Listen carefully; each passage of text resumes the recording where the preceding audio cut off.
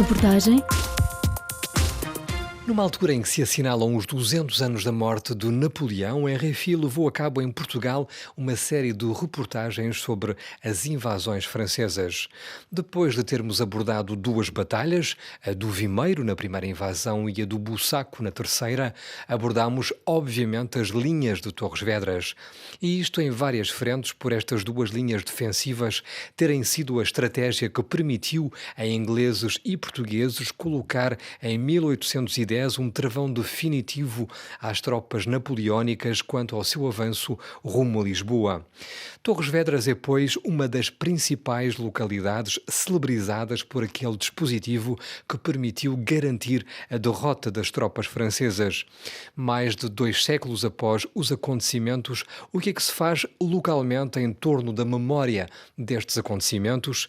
Ana Umbelino é vice-presidente da autarquia de Torres Vedras, vereadora da Cultura e vice-presidente da Associação da Rota Histórica das Linhas de Torres. Conversámos com ela no Forte de São Vicente, precisamente sobre o ativismo existente em torno da história destes territórios de há 2 séculos a esta parte. A Rota Histórica das Linhas de Torres agrega 6 municípios com um património integrante da primeira e segunda linha defensivas e, de facto, o que nós temos vindo a procurar é estabelecer relações com outras cidades, com outras regiões, no âmbito da cooperação internacional. Foi por essa razão que integramos a Federação de Cidades Napoleónicas, uma agremiação de cidades e de regiões que, mais do que promover o culto da história, pretende questionar, refletir, estudar os impactos das invasões napoleónicas nas comunidades, nas populações locais. E a par de um olhar sobre a estratégia militar, sobre as técnicas de construção que obedeceram à construção de todo este sistema defensivo, que de facto concita um grande interesse pelas suas características únicas, porque aproveita aquelas que são características naturais do território, nomeadamente a orografia, materiais autóctonos. E por isso, com grande capacidade criativa, foi possível erguer um sistema que se revelou inexpugnável e que baqueou as tropas de Napoleão, mas, como dizia, a par de uma visão mais voltada para a estratégia militar, progressivamente nos últimos tempos têm sido desenvolvidas novas linhas de investigação voltadas para perceber os impactos, a influência de todos estes processos históricos nas comunidades e nas trajetórias dessas comunidades. Por detrás das atividades levadas a cabo em torno das linhas de Torres está também uma componente educativa. Por isso, este projeto de restauro, de reabilitação do património e de procura de tornar este património passível de um conhecimento, de uma apropriação, de uma fruição pública, tem inerente um projeto educativo que aposta na construção de instrumentos de mediação, de interpretação do património e que visa também procurar estimular a reflexão sobre a trajetória que a Europa desenhou ao longo do tempo, partindo deste acontecimento, que foi de facto um acontecimento estruturante e definidor daquele que foi o caminho que viemos a percorrer doravante. Este Forte de São Vicente é um dos recintos mais proeminentes dessa reflexão.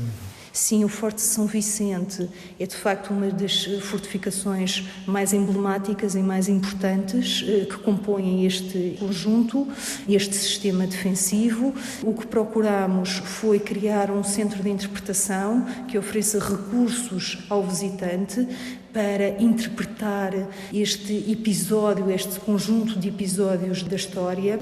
E a criação deste centro de interpretação obedece a uma lógica e a uma visão sistémica, porque em cada um dos demais 5 municípios que compõem esta rota temática existe um centro de interpretação que, numa primeira camada, conta a história na sua globalidade, numa segunda camada aprofunda um tema que permite ao visitante percorrer este território sendo confrontado com informação e com um conhecimento diferente que vai complementando a sua experiência. Uma terceira camada remete para particularidades de cada um dos territórios. Uma lógica que é implementada ao nível dos 6 territórios que compõem a rota histórica das linhas de Torres. Por isso, a construção desta rota histórica obedeceu precisamente a uma visão sistémica, foi desenhada em conjunto e assenta nesta ideia de uma rede composta por 6 centros de interpretação e por uma grande rota pedestre que une estes 6 municípios, criando circuitos. Existem 6 circuitos que naturalmente têm como ponto de partida e como elemento estruturante uma fortificação, que é emblemática num determinado território, aqui em Torres Vedras, o Forte São Vicente, e que depois conecta essa fortificação a outras que foram também importantes, que tiveram um papel fundamental na construção de todo este sistema defensivo e cria complementariedades com outros patrimónios, o património natural e com recursos complementares numa perspectiva mais turística. Os turistas não poderiam ficar, obviamente, arredados da política implementada localmente nas linhas de Torres. Permitem ao turista poder desfrutar da gastronomia, dos vinhos, enfim, de outros produtos turísticos que sejam complementares e que adensem a experiência de visitação de um determinado território. E por isso esta rota tem uma dimensão naturalmente de promoção de uma forma de turismo sustentável que olha para o turista como um cuidador do património.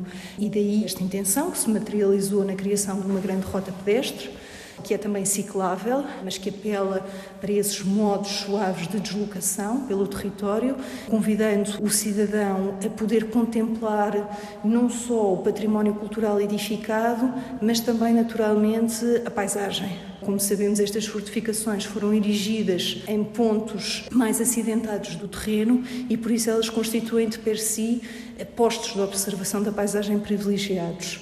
Ao longo do tempo, temos vindo a investir também por via de parcerias com inúmeras outras entidades na investigação e na criação de conteúdos que possam ter aplicações a nível da realidade aumentada, da realidade virtual. Estamos neste momento a desenvolver aplicações nesse domínio e a procurar, junto do público escolar e dos mais jovens, construir ferramentas que possam promover uma aproximação relativamente a este património. Era Ana Umbelino, vice-presidente da autarquia de Torres Vedras, vereadora da Cultura e vice-presidente da Associação da Rota Histórica das Linhas de Torres. Com ela colocamos um ponto final na série de reportagens em Portugal em torno das invasões francesas, numa altura em que se assinalam os 200 anos da morte de Napoleão Bonaparte.